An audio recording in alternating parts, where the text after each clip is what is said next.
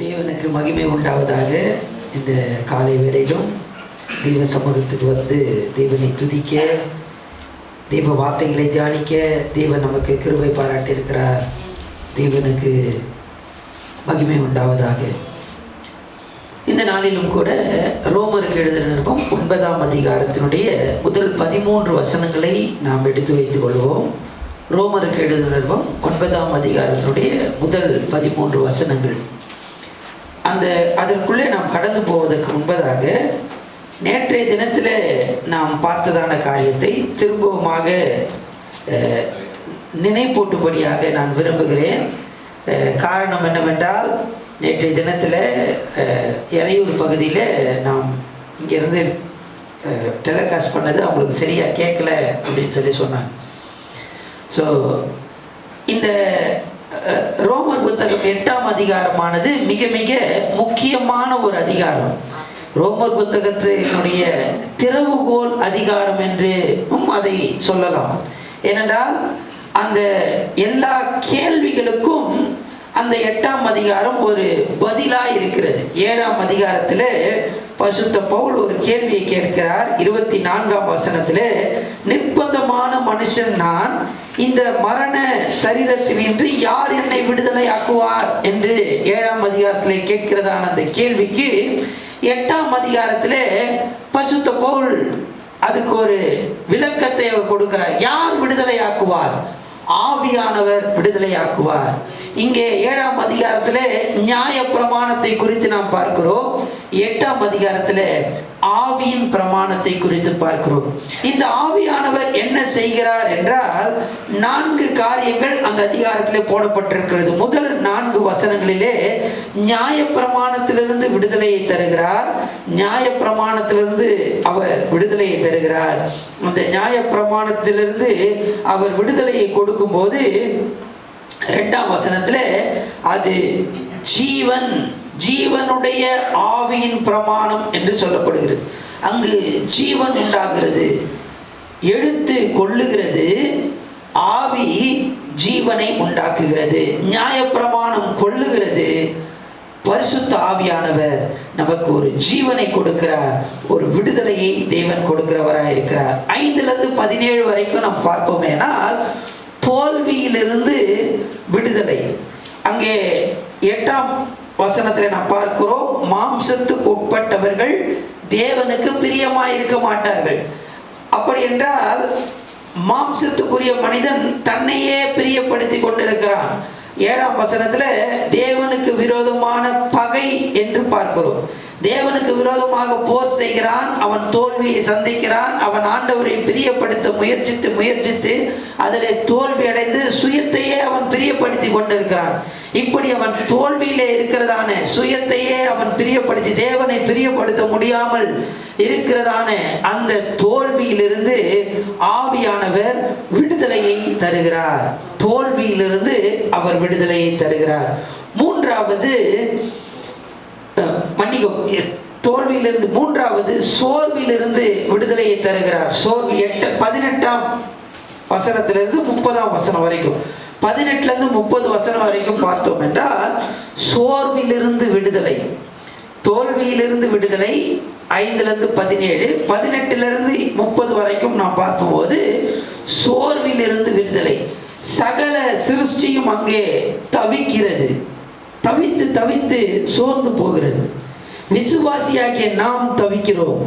25ஆம் வசனம், 23, 24, 25 வசனங்கள்ல நாம் தவிக்கிறோம். 23ல பார்க்கிறோம், ஆவியின் முதல் பலன்களை பெற்ற நாம் கூட, நாம் என்றால் விசுவாசிகளாகிய நாமும் தவிக்கிறோம். இப்படி இருக்கிற நேரத்தில் பரிசுத்த ஆவியானவர் அவர் தவிக்கிறார். என்னவென்றால் நமக்குள்ளே இருந்து பெருமூச்சோடு நமக்காக வேண்டுதல் செய்கிறவராய் அவர் இருக்கிறார். ஹல்லேலூயா, ஹல்லேலூயா. அவர் பெருமூச்சோடு விண்ணப்பம் பண்ணி நமக்கு இந்த தவிப்பிலிருந்து ஒரு விடுதலையை அவர் கொடுக்கிறார். ஹல்லேலூயா. நியாயப்பிரமாணத்திலிருந்து விடுதலை, தோல்வியிலிருந்து விடுதலை, சோர்விலிருந்து விடுதலை. கடைசியாக 31ஆம் வசனத்திலிருந்து 39ஆம் வசனம் வரைக்கும் நாம் பார்ப்போமே. ஆனால் பயத்தில் இருந்து விடுதலை. தேவன் நம்மோடு கூட இருக்கிறார், அவர் நமக்காக வேண்டுதல் செய்கிறார். ஆனால் பலவிதமான அங்க பிரச்சனைகளை குறித்து நாம் பார்க்கிறோம். உபத்திரவம், வியாகுலம், துன்பம், பசி, நிர்வாணம், இப்படி பலவிதமான பிரச்சனைகள். இது எது வந்தாலும் நாம் அதற்கு பயப்பட போவது கிடையாது. ஏனென்றால் ஆண்டவர் அன்பின் ஆவியை எனக்குள்ளே ஊற்றியிருக்கிறார். கிறிஸ்துவின் அன்பை விட்டு என்னை பிரிப்பவன் யார்? தேவ அன்பு எனக்குள்ளே ஊற்றப்பட்டிருக்கிறது. நாம் ஏற்கனவே தியானித்தது போல ரோமர் 5ஆம் அதிகாரத்தினுடைய 5ஆம் வசனம், மேலும் பரிசுத்த ஆவியானவராலே தேவ அன்பு நம்முடைய இருதயங்களிலே ஊற்றப்பட்டிருக்கிறது. அந்த அன்பு நம்முடைய இருதயத்திலே இருக்கிறதுனாலே எப்படிப்பட்ட காரியம் நமக்கு வந்தாலும் சரி, எப்படிப்பட்ட பயமான சூழ்நிலைகள், எந்த சூழ்நிலை நம்மை பயமுறுத்துகிற சூழ்நிலை வந்தாலும் அதிலிருந்து ஆண்டவர் நமக்கு விடுதலையை தருகிறார். நாம் ஜெயிக்கிறவர்களாக மாறுவோம். 37ஆம் வசனம், அன்பு கூறுவராலே முற்றிலும் ஜெயிக்கிறவர்களாக நாம் மாறுவோம்.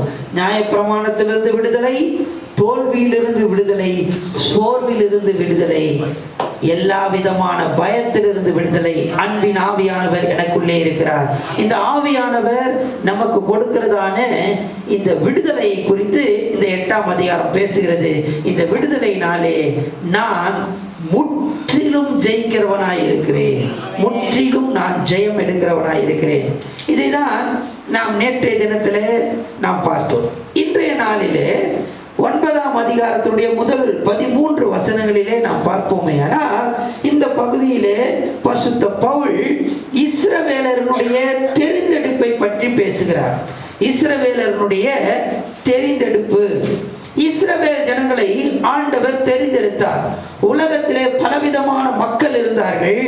எல்லாரையும் காட்டிலும் இஸ்ரவேல் ஜனங்களை ஆண்டவர் தெரிந்தெடுத்தார். ஏன் இந்த இஸ்ரவேல் ஜனங்களை தெரிந்தெடுத்ததினாலே இஸ்ரவேலருக்கு வந்ததான ஆசீர்வாதங்களை குறித்து முதலாவதாக பரிசுத்த பவுல் இங்கே சொல்லுகிறதை நாம் பார்க்கிறோம். இஸ்ரவேல் ஜனங்களை ஆண்டவர் தெரிந்தெடுத்தார். இப்படி தெரிந்தெடுப்பதின் மூலமாக இஸ்ரவேலருக்கு வருகிறதான ஆசீர்வாதம். ஆண்டவர் நம்மை தெரிந்தெடுக்கிறார். நம்மை தெரிந்தெடுத்ததன் மூலமாக நமக்கு ஆண்டவர் ஆசீர்வாதத்தை கொடுக்கிறார். ஹல்லேலூயா.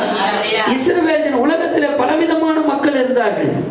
ஆனால் எல்லாரையும் தள்ளிவிட்டு இஸ்ரவேல் ஜனங்களை ஆண்டவர் தெரிந்தெடுத்தார். அதனால் என்ன ஆசீர்வாதம் என்றால், யாத்திராகமத்தின் புத்தகம் 4ஆம் அதிகாரம் முதலாவது 9ஆம் ரோமர் 9ஆம் அதிகாரம் 4-5 வசனங்களை வாசிக்கலாம். 4-5 வசனங்கள். அவர்கள் இஸ்ரவேலரே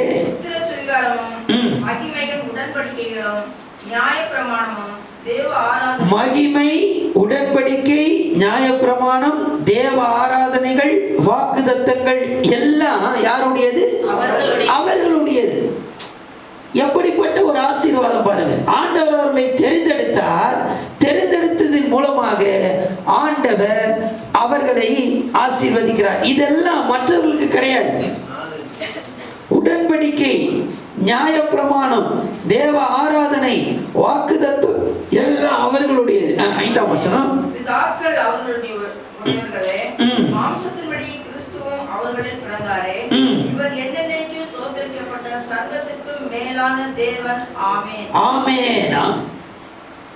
இஸ்ரவேல் ஜனங்களை தேவன் தெரிந்தெடுத்தார். அதன் மூலமாக அவர்களுக்கு வந்ததான ஆசீர்வாதங்களை குறித்துதான் இந்த 4ஆம் வசனம் 5ஆம் வசனம் இதில் நாம் பார்க்கிறோம். அதில் முதலாவதாக சொந்த ஜனங்களாக தெரிந்து கொண்டார். சொந்த ஜனங்களாக, சொந்த ஜனங்கள். வாசிக்கலாம்.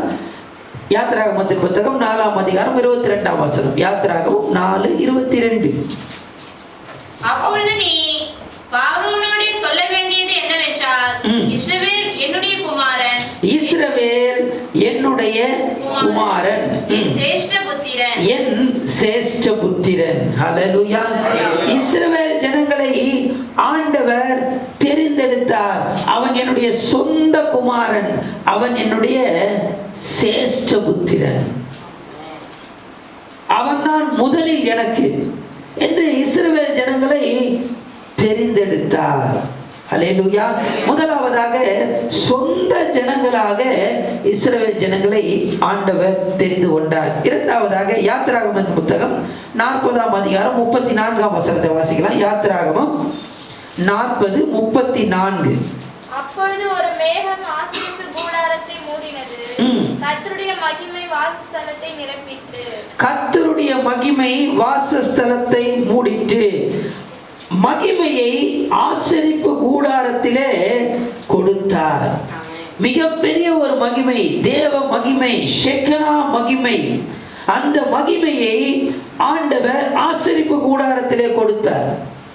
இது வேற யாருக்கும் நடந்ததில்லை, எந்த இனக்கூட்டத்துக்கும் நடந்தது இல்லை. ஆனால் இஸ்ரவேல் ஜனங்களை ஆண்டவர் தன்னுடைய சொந்த ஜனங்களாக எடுத்துக்கொண்டார்.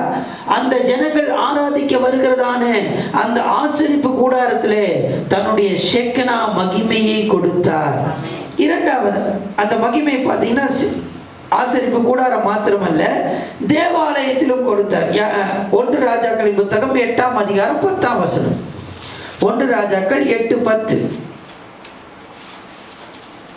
அப்போது ஆசாரியர்கள் பரிசுத்த ஸ்தலத்திலிருந்து புறப்படுகையில் மேகமானது கர்த்தருடைய ஆலயத்தை நிரப்பிற்று. அந்த மகிமை எப்படிப்பட்ட மகிமை என்றால், மோசே மலையிலே கண்டானே அப்படிப்பட்ட ஒரு மகிமை. அது பக்கத்துல யாரும் போக முடியாது.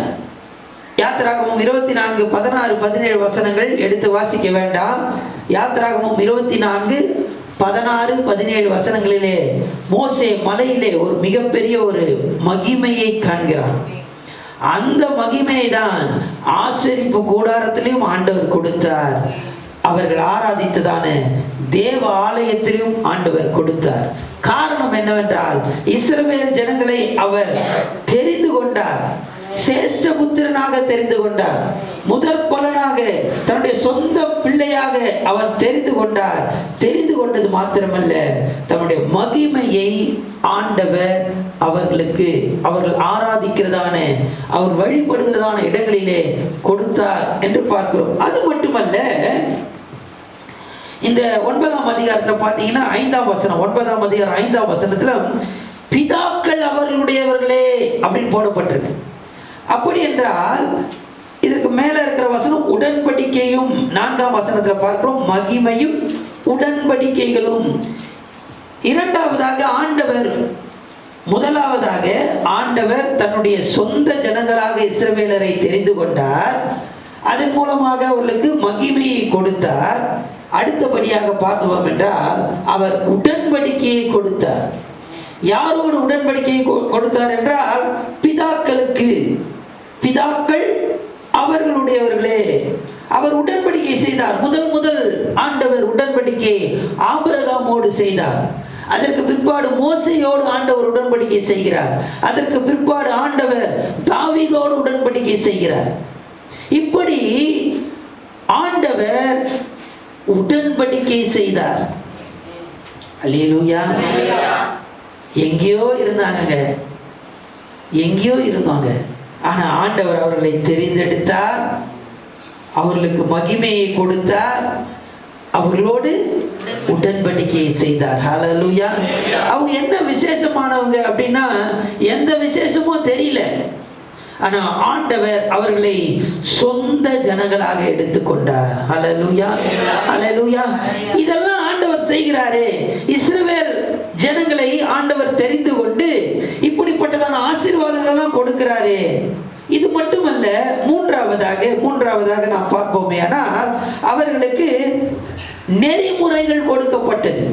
நெறிமுறை, இதை செய்யணும், இதை செய்யக்கூடாது அப்படின்னு சொல்லி மோசேயின் மூலமாக கட்டளைகள் கொடுக்கப்பட்டது. அந்த கட்டளைகள் பார்த்தீங்கன்னா மதம் சார்ந்த கட்டளைகள், சமய கட்டளை, சமுதாய கட்டளை. சமுதாயத்தில் என்ன செய்யணும், என்ன செய்யக்கூடாது, எதை பண்ணணும் அப்படின்ற கட்டளைகள் கொடுக்கப்பட்டது. அது மாத்திரமல்ல, அவர்கள் அரசியல் கட்டளைகள் கொடுக்கப்பட்டது. அரசியல் ரீதியாக எப்படி ஆள வேண்டும்,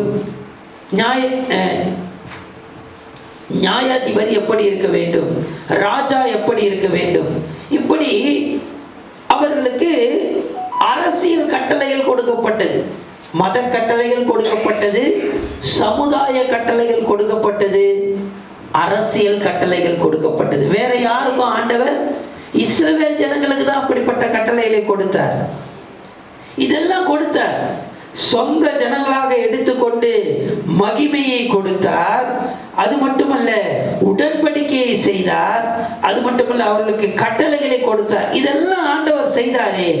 ஏன் இதெல்லாம் செய்தார் என்றால், வாசிக்கலாம் 9ஆம் அதிகாரத்தினுடைய 5ஆம் வசனம். 9ஆம் அதிகாரத்தினுடைய 5ஆம் வசனம். மாம்சத்தின்படி கிறிஸ்துவும் அவர்களில் பிறந்தாரே. ஹல்லேலூயா. இந்த இஸ்ரவேல் ஜனங்களை ஆண்டவர் தெரிந்து கொண்டு அவர்களுக்கு மகிமையை கொடுத்து, அவர்களோடு உடன்படிக்கை செய்து, அவர்களுக்கு நெறிமுறைகளை கொடுத்து இதெல்லாம் செய்தாரே. எதற்கென்றால், அதுல தான் ஆண்டவர் பிறக்க வேண்டும்.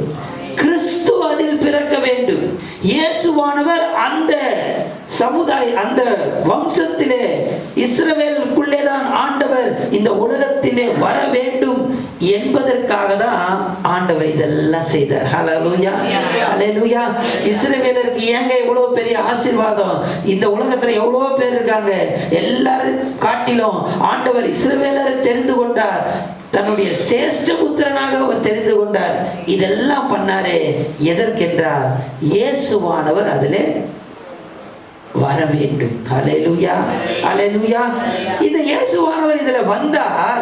ஆனா வந்தபோது நடந்த சம்பவம் என்னவென்றால், இஸ்ரவேலர் அந்த நோக்கத்தை தள்ளிவிட்டார்கள்.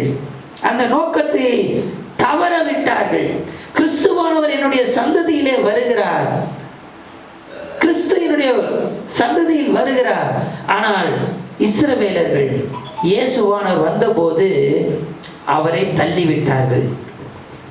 அதுதான் நம்ம வேதத்தில் வாசிக்கிறோம். அவர் தமக்கு சொந்தமானதிலே வந்தார். அவருக்கு சொந்தமானவர்கள் இஸ்ரவேலர்கள் அவரை தள்ளிவிட்டார்கள். ஹல்லேலூயா, ஹல்லேலூயா. 6ஆம் வசனம் வாசிக்கலாம். 6ஆம் வசனம். தேவ வசனம் அவமாய் போயிற்று என்று சொல்லக்கூடாது. அவமாய் போயிற்று, அவமாய் போயிற்று அப்படின்னு அந்த வார்த்தை சரியான அர்த்தம் என்ன அப்படின்னு சொன்னா, அவங்க அந்த நோக்கத்தை திசை மாற்றி விட்டார்கள். அவமாய் போயிற்று என்றால், ஆண்டவர் பெரிய ஒரு திட்டத்தை வைத்து இஸ்ரவேல் ஜனங்களை தெரிந்து கொண்டு அந்த சந்ததியிலே இயேசுவானவர் வருகிறார். ஆனால் அவர்கள் அந்த திசையை மாற்றிவிட்டார்கள். அதை அவர்கள் புரிந்து கொள்ளாமல் திசையை மாற்றிவிட்டார்கள். அந்த அந்த அதனுடைய சரியான அர்த்தம், மூல மொழியில் அதனுடைய அர்த்தம் என்ன அப்படின்னு சொன்னா, ஒரு கப்பல் போய் கொண்டிருக்கிறது. அந்த கப்பல் திடீரென்று திசை மாறி போகுது அப்படின்னு வச்சிங்களேன். கப்பல் திசை மாறி போறது நமக்கு கொஞ்சம் தூரத்துக்கு ஒண்ணுமே தெரியாது. ரொம்ப தூரம் போனதுக்கு அப்புறமா தான், ஏன்னா ஃபுல்லா என்னதான் இருக்கும், தண்ணியா தான் இருக்கும். அது போல, அதுதான் அதனுடைய அர்த்தமே. இஸ்ரவேல் ஜனங்கள் திசையை மாற்றி விட்டார்கள். அவங்க நினைக்கிறாங்க நம்ம சரியாதான் போறோம், சரியாதான் போறோம், சரியாதான் போறோம் போயிட்டு இருக்காங்க. ஆனால் அவருடைய திசை மாறிவிட்டது. ஆண்டவர் ஒரு பெரிய திட்டத்தை வைத்திருந்தார். அதனால் அவர்களுக்கு ஒரு பெரிய ஆசீர்வாதத்தை வைத்திருந்தார். ஆனால் அதை எல்லாவற்றையும் மறந்து அவர்கள் திசை மாறிவிட்டார்கள். ஹல்லேலூயா, ஹல்லேலூயா. இதெல்லாம் ஆண்டவர் அவர்களுக்கு கொடுத்த ஆசீர்வாதம். அந்த ஆசீர்வாதத்தை அவர்கள் விட்டு விட்டார்கள்.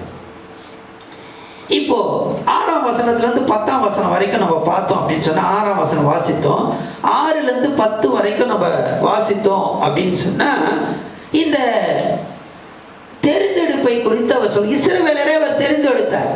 இஸ்ரவேலுக்கு கொடுத்ததான ஆசீர்வாதங்களை முதல்ல நம்ம பார்த்தோம். ஆராதனைகள், நியாயப்பிரமாணங்கள், உடன்படிக்கைகள், இதெல்லாத்தையும் ஆண்டவர் கொடுத்தார். முற்பிதாக்களுக்கு ஒரு உடன்படிக்கை பண்ணார். இதெல்லாம் நம்ம பார்த்தோம். இப்போ இந்த இஸ்ரவேல் ஜனங்களை எப்படிப்பா தெரிந்தெடுத்தார்? எதன் அடிப்படையில் அவர் தெரிந்தெடுத்தார் என்றால், அந்த தெரிந்தெடுப்பு நம்முடைய மூளை அறிவினால் நம்மளால புரிந்து கொள்ள முடியாது. இந்த தெரிந்தெடுப்பை நம்ம ஒரு வேத பண்டிதர் இப்படி சொல்லுகிறார், ஆண்டவருடைய தெரிந்தெடுப்பை நம்ம கணக்கு போட்டு பார்த்தா நம்ம மூளை என்ன ஆயிடும், குழம்பி போயிடும். சரி, தெரிந்தெடுப்பே நமக்கு தேவையில்லடா அப்படின்னு விட்டுட்டோம் அப்படின்னா நம்ம இருதயம் குழம்பி போய் இருதயம் ஆத்மாவே இழந்துடுவோம் அப்படின்ட்டு. இதை நம்ம ரொம்ப கணக்கு போட்டு யோசித்து பார்த்தா மூளை குழம்பி ஒன்றும் இல்லாமல் சரியான ஒரு மனுஷனாகவே இருக்க முடியாது. சரி, இதெல்லாம் வேணாங்க அப்படின்னு விட்டுட்டோன்னா ஆத்மா குழம்பி ஆத்மாவே இழந்துருவோம். ஸோ ஆண்டவருடைய தெரிந்தெடுப்பை நாம் ஓரளவுக்கு புரிந்து கொள்ள வேண்டியது அவசியம். ஓவராக நம்ம என்ன பண்ண முடியாது, கணக்கு போட முடியாது. இவர் எப்படி தெரிந்தெடுத்தார் அப்படின்னு சொன்னால் இந்த 6ஆம் வசனத்திலிருந்து 10ஆம் வசனம் வரைக்கும் நாம் பார்ப்போமே. ஆனால் இங்கே வாசிக்கலாம். 7ஆம் வசனம் வாசிக்கலாம். அவர்கள் ஆபிரகாமின் சந்ததியாரானாலும் எல்லாரும் பிள்ளைகள் அல்லவே. ஈசாக்கினிடத்தில் உன் சந்ததி விளங்கும் என்று சொல்லி இருக்கிறதே. அது எப்படி என்றால் மாம்சத்தின்படி பிள்ளைகளானவர்கள் தேவனுடைய பிள்ளைகள் அல்ல, வாக்குத்தத்தத்தின்படி பிள்ளைகளானவர்களே அந்த சந்ததி எனப்படுகிறார்கள். ஓகே, இங்க பார்க்கும்போது ஆபிரகாமுக்கு 2 பிள்ளைகள் இருக்கிறார்கள். இதெல்லாம் நமக்கு தெரியும். இது பார்த்தீங்க அப்படின்னு சொன்னா வாக்குத்தத்தத்தின்படி இது வந்து இயற்கையா நடக்கிறது அல்ல. அவருடைய தெரிந்தெடுப்பு இயற்கையானது அல்ல. நம்ம போடுற கணக்குல இது நடக்கிறது இல்லை. கணக்குப்படி பார்த்தோன்னா முதல் குழந்தை யாருது? இஸ்மவேல் தான் முதல் குழந்தை. அதுதான் வந்து அவனுடைய முதல் பிள்ளை. அதை தான் வந்து அவன் என்ன பண்ணான், கொஞ்ச நாள் எடுத்தான், எல்லாம் பண்ணான். ஈசாக்கை காட்டிலும் ஆபிரகாம் அதிகமாக அவனை தடவி அவனை தூக்கி அவனை முத்தமிட்டதெல்லாம் அதிகமாக பண்ணது பார்த்தீங்கன்னா இஸ்மவேலை தான். அதுக்கு பிற்பாடு தான் ஈசாக்கு வந்தான். ஈசாக்குக்கு சிரிப்பு, ஈசாக்கு என்றால் நகைப்பு. ஏன் நகைப்புன்னு பேர் வச்சாங்க? அவனை, அதாவது ஈசாக்கு நகைத்ததுனால அல்ல, இவங்க 2 பேரும் நகைத்ததுனால என்ன பண்ணாங்கன்னா ஈசாக்குக்கு அப்படி ஒரு பேர் வைத்தாங்க. இதில் கவனிக்க வேண்டியது என்ன அப்படின்னு சொன்னால், முதல் பிறந்தான் அதனால இவனை நான் தெரிந்து கொள்வேன் அப்படி கிடையாது. இயற்கையானது அல்ல, இயற்கையானது அல்ல. ஆண்டவருடைய தெரிந்தெடுப்பு இயற்கையா நம்ம கணக்கு போடுறோம் பார்த்தீங்களா, இது ஃபர்ஸ்ட் அதனால இதுதான், இது செகண்டு அதனால இப்படி இல்லப்பா. ஆண்டவருடைய தெரிந்தெடுப்பு அவர் அனந்த ஞானத்தில் இருக்கிறது. அல்லேலூயா. நம்ம கணக்கு போட முடியாது, நேரம் கடந்து போகுது. அதனால 13ஆம் வசனத்தை வாசிக்கலாம். 13ஆம் வசனம். அப்படியே யாக்கோபை சிநேகித்து ஏசாவை வெறுத்தேன் என்றும் எழுதி இருக்கிறது. இப்போ இங்க பாத்தீங்கன்னு சொன்னா 2 பேர் பிள்ளை ஒரே நேரத்தில் பிறகுது. சரி, அதுதான் வந்து ஒன்று வாக்குத்தத்தத்தின் பிள்ளை, ஒன்று மாம்சத்தின் படி பிறந்த பிள்ளை, அதை விட்டுருங்க. இது 2மே ஒரே தகப்பன் தாய்க்கு ஒரே நேரத்தில் பிள்ளை பிறகுது. இப்போ இதில் ஆண்டவர் பார்த்தீங்கன்னா ஒருத்தரை தெரிந்து கொள்ளுகிறார், ஒருத்தரை வெறுக்கிறார். இது பார்த்தீங்கன்னா எதனால இவர் பண்ணார் அப்படின்னு சொன்னால், இவன் வந்து நிறைய காரியம் செய்தான் அப்படின்றதுனால இல்லை. இவன் பிறக்கிற அந்த நேரத்திலே அவன் என்ன பண்ணிட்டாரு, தெரிந்து கொண்டார், ஒருத்தனை வெறுத்தார். அதாவது நம்மளுடைய புண்ணிய கிரியினாலே ஆண்டவர் நம்மை தெரிந்தெடுப்பது அல்ல. இவன் பெருசா வளர்ந்து இவன் நல்லது செய்தான் கெட்டது செய்தான் அப்படின்னு இவனை தெரிந்தெடுக்கல. இவன் பிறந்த உடனே இவன் என்ன செய்யறான்றது யாருக்குமே தெரியாது. பிறந்த உடனே ஆண்டவர் என்ன பண்றாருன்னா ஒருவனை தெரிந்தெடுக்கிறார். ஹல்லேலூயா. அவருடைய தெரிந்தெடுப்பானது இயற்கையானது அல்ல. அவருடைய தெரிந்தெடுப்பானது நம்முடைய கிரியையினாலே அல்ல. நான் இதெல்லாம் ரொம்ப நல்லா பண்றேங்க அதனால ஆண்டவர் என்னை தெரிந்தெடுத்தார் இல்ல. ஆண்டவருடைய தெரிந்தெடுப்பு இயற்கையானது அல்ல. ஆண்டவருடைய தெரிந்தெடுப்பு நம்முடைய கிரியையினாலே அல்ல. ஹல்லேலூயா. தேவஜனமே, இன்னைக்கு நம்ம எல்லாரும் இங்க வந்து உட்கார்ந்துட்டு இருக்கோம் அப்படின்னு சொன்னா யார் நம்மை தெரிந்தெடுத்தா? ஆண்டவர் என்னை தெரிந்தெடுத்தார். ஹல்லேலூயா. இது இயற்கையா நடந்தது அல்லங்க. என் குடும்பத்துல யாருமே ஆண்டவரை தெரியாதவங்க. அல்லேலூயா. நான் பயங்கரமான குழியிலும் உளையான சேற்றிலும் இருந்தங்க. அல்லேலூயா. ஆண்டவர் என்னை தெரிந்தெடுத்தார். இது இயற்கையா நடந்தது அல்ல. ஆண்டவருடைய பெரிய திட்டம், பெரிய அனாதி தீர்மானம் இந்த தெரிந்தெடுப்பில் இருக்கிறது. அல்லேலூயா. அவர் என்னுடைய கிரியையினாலே அல்ல, நான் ரொம்ப நல்லவன், நான் ரொம்ப நல்ல காரியம் செய்தேன், அதனால ஆண்டவர் என்னை தெரிந்தெடுக்கல. உலக தோற்றத்துக்கு முன்பதாகவே, நான் பிறப்பதற்கு முன்பதாகவே, தாயின் வயிற்றிலே இருக்கும் போதே ஆண்டவர் என்னை தெரிந்தெடுத்து விட்டார். அல்லேலூயா, அல்லேலூயா. தேவனுக்கு மகிமை உண்டாவதாக. தேவ ஜனமே, இந்த இடத்துல நீங்க வந்திருக்கிறீங்க அப்படின்னு சொன்னா ஆண்டவர் உங்களையும் என்னையும் தெரிந்தெடுத்திருக்கிறார். அல்லேலூயா. அந்த நோக்கத்தை நாம் அறிந்து கொள்ள வேண்டும். இஸ்ரவேலர்கள் அந்த நோக்கத்தை தவற விட்டார்கள், திசை மாறி போனார்கள். இன்றைக்கு ஆண்டவர் உங்களை தெரிந்தெடுத்து இன்றைக்கு ஆண்டவர் சமூகத்தில் கொண்டு வந்து வைத்திருக்கிறாரே, இன்றைக்கு அந்த நோக்கத்தை நாம் அறிந்திருக்கிறோமா? நம்ம எல்லாம் ஆண்டவர்கிட்ட கேட்க போறோம், என்னன்னா, ஆண்டவரே, நீர் என்னை தெரிந்தெடுத்துக்கிறீங்க, உங்களுடைய நோக்கத்தை நான் அறிந்து கொள்ள எனக்கு உதவி செய்யும். கண்களை மூடி கர்த்தரை நோக்கி நம்ம பார்க்கலாம்.